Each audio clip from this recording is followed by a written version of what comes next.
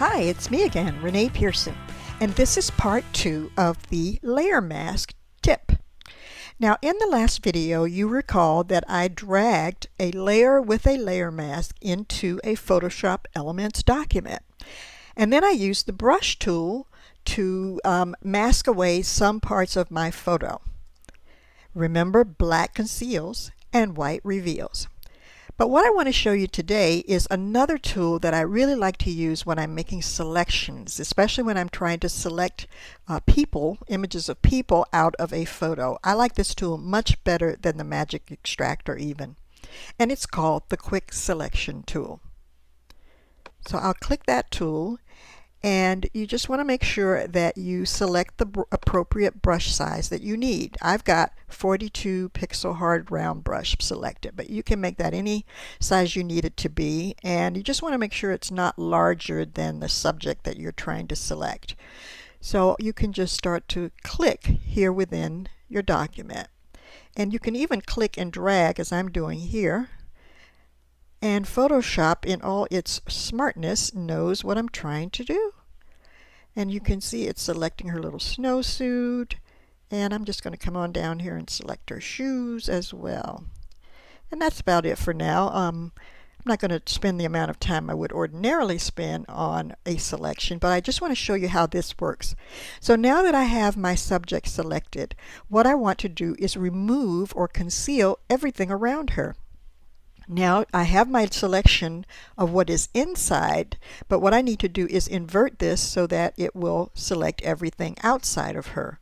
And to do that, you can come up to the menu bar and select Inverse, or you can use the shortcut key Shift-Command-I on a Mac, Shift-Control-I on a PC, and it will invert the selection so that now what's outside of her is selected.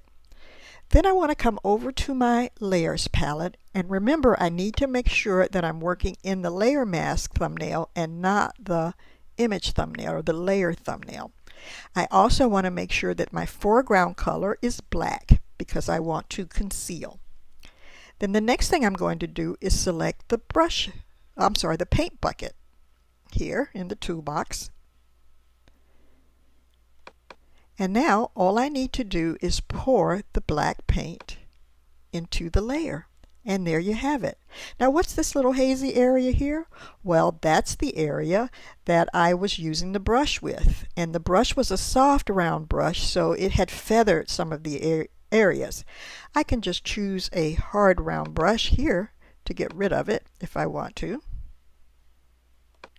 There's one. And I'll just do that, just so you can see how that works. I'm not going to erase the whole thing or remove the whole thing, but there you go. Now here's the cool thing. There really isn't a single tool in Photoshop or Photoshop Elements that you click once and then you've got your selection. It just doesn't work that way with complex selections. It usually takes one or two other tools. And I'm going to show you how to do that now. First, I'm going to make sure that I zoom in on my subject, and the thing that I want to do is work on the little hand part here. So again, working in my layer mask, remember black conceals, white reveals.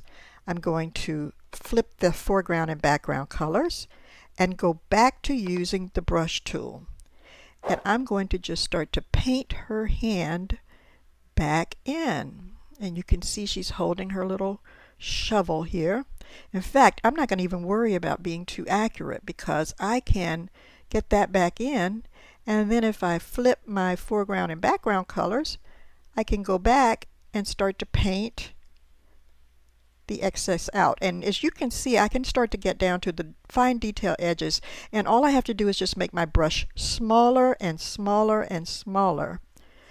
Let me put it here so you can see it. Smaller and smaller and smaller and smaller and smaller until I'm really working with some detail. You might even want to zoom in closer when you're doing that. But there you go. Another quick and easy and very, very useful thing that you can do with layer masks. Hope you liked it. Bye.